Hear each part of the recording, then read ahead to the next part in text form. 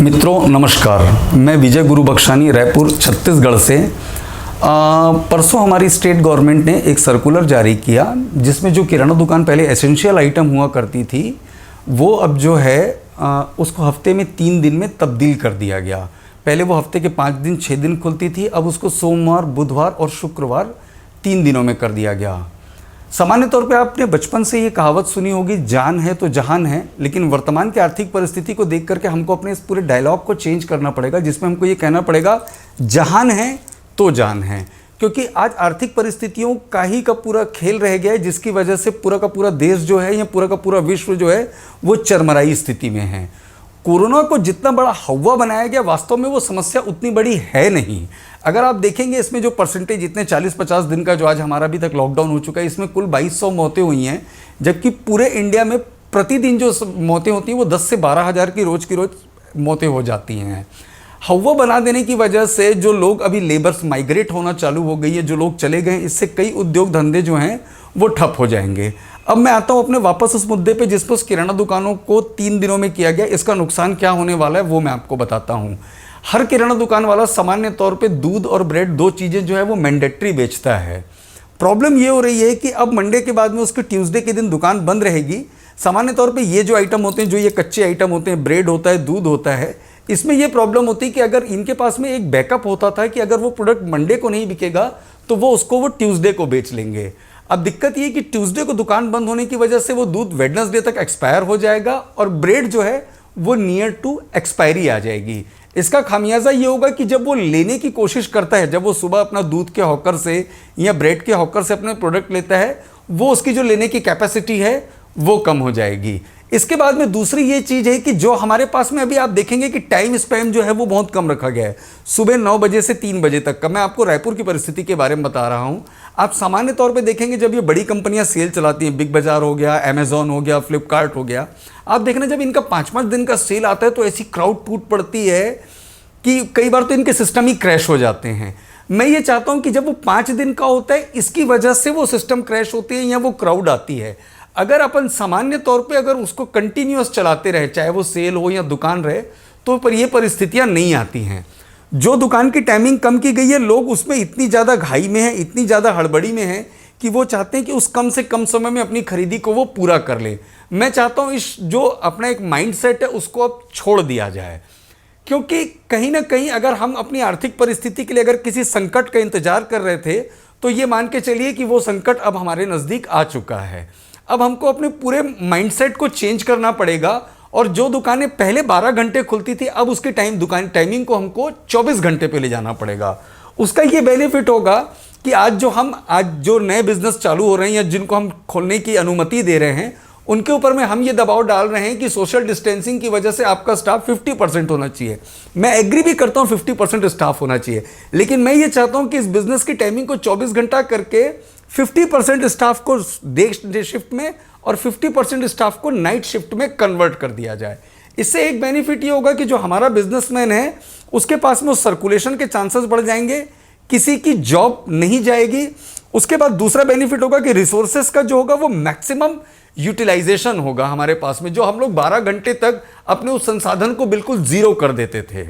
उसके बाद दूसरा मुद्दा आ रहा है हमारा रेस्टोरेंट इंडस्ट्री, जिसको सबसे ज़्यादा टारगेट कर दिया गया है डाइनिंग के चक्कर में।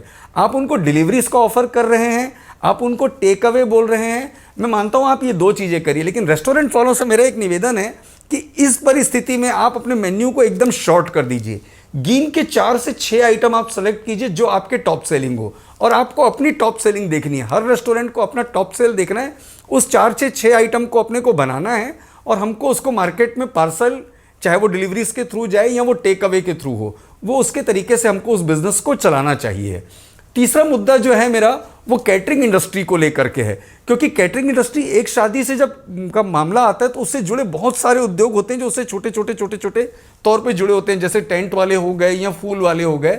मेरी अभी रिक्वेस्ट है स्पेशली कैटरिंग इंडस्ट्री वालों से कि कैटरिंग इंडस्ट्री में पिछले 10 सालों में बहुत ज़्यादा तमाशे बढ़े हैं, लाइव काउंटर के, जलेबी के, गरम कढ़ाई, दूध और न जाने क्या क्या। अभी मैं चाहता हूं कि आप अपने बिजनेस को स्टार्ट करें और उस बिजनेस में अभी आप सिर्फ अपने पूरे मेन्यू को मेन कोर्स में फिक्स कर दें।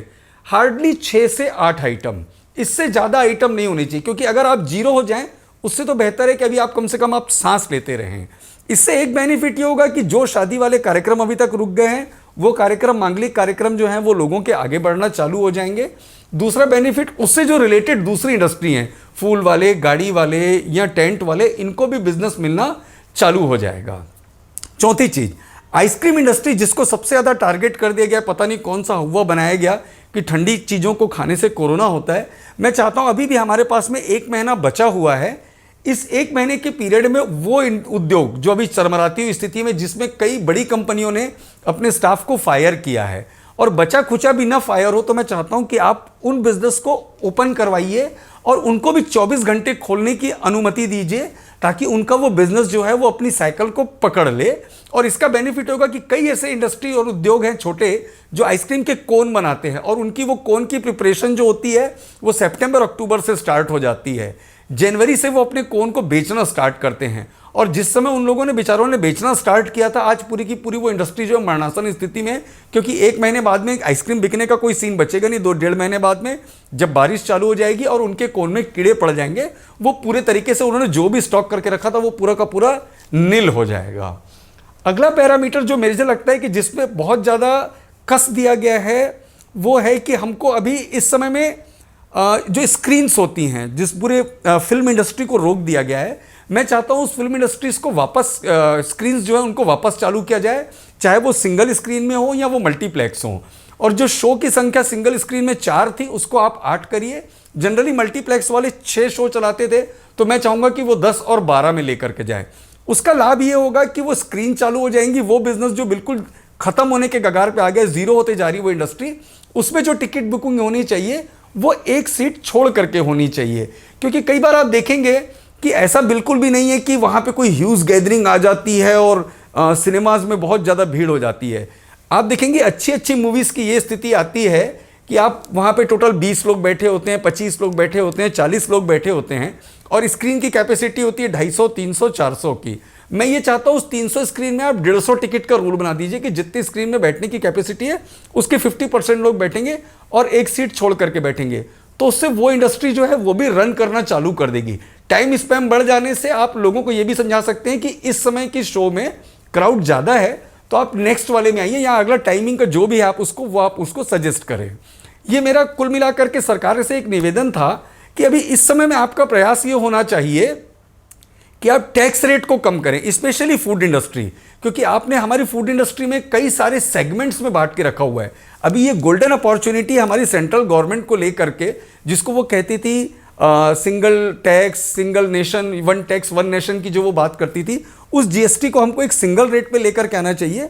उसका लाभ हमको ये होगा कि पूरी की पूरी, स्पेशली फूड इंडस्ट्री की बात करूं, उसको आप 5% जीएसटी में लेकर के आइए, क्योंकि कई जगह वेरिएशन है। अगर आप मिठाई इंडस्ट्री में जाएंगे तो मिठाई 5% में है, नमकीन 12% में है। अगर आप बेकरी इंडस्ट्री में जाएंगे तो कुछ आइटम इसके 5% में है, कुछ पफ वाले आइटम है वो 12% में है, केक पेस्ट्री 18% में। इन सब को मर्ज करके आप सिर्फ 5% की जीएसटी में लेकर के आइए।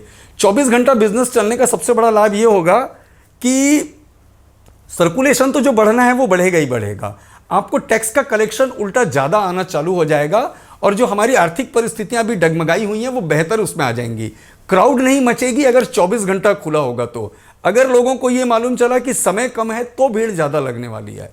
मेरा सिर्फ सरकार से एक ये निवेदन है कि अभी तक आप लोग जो भी जान बचाने की दृष्टि से लोगों की सोच रहे थे, वो आप जान बचाने के लिए बिल्कुल सही काम कर रहे थे, लेकिन आर्थिक परिस्थिति से आप लोग बिल्कुल कदम सही नहीं उठा रहे थे।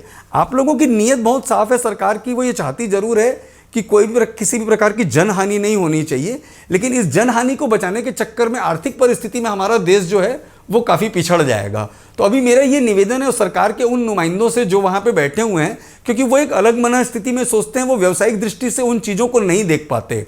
मैं उस जगह में बैठा हुआ हूँ, तो मुझे ये लगा कि एक बार मुझे सरकार को ये चीज़ बतानी चाहिए कि आप उस टाइम स्पैम को फुल्ली आप ओपन कर दें, ये प्रॉब्लम ही खत्म कर दें कि 6 घंटे होगा, 8 घंटे होगा। इवन अगर पहले 12 घंटा होता तो इसको आप 24 घंटे में तब्दील करें। बाकी कुल मिलाकर के जनता से ये निवेदन है कि अगर मैं आप लोगों के फेवर में ये चीज़ें बोल रहा हूँ, या व्यापारियों के जिनके फेवर में मैं ये चाह रहा हूँ कि ये 24 घंटे चलना चाहिए, तो अगर कल गवर्नमेंट अलाउ करे तो आपको भी लापरवाह नहीं होना है। आपको भी सरकार के उन सारे नियमों का पालन करना है, चाहे वो सैनिटाइजेशन का हो, चाहे वो मास्क का हो, चाहे वो सोशल डिस्टेंसिंग का हो, चाहे वो ग्लव्स का हो। आप भी इन सारी चीज़ों का पालन करें। इतना कह करके मेरी सरकार और व्यापारियों से निवेदन है कि इस बात को आप आगे पहुंचाएं ताकि सरकार इन बातों को समझे और हमारे व्यापार, जो आर्थिक परिस्थितियां अभी जो हमारी ठहरी हुई हैं, उसको एक बल मिल जाएगा, सारे के सारे लोगों को रोजगार वापस मिल जाएगा और हमारा देश जो है वो तरक्की की ओर अग्रसर हो जाएगा। धन्यवाद।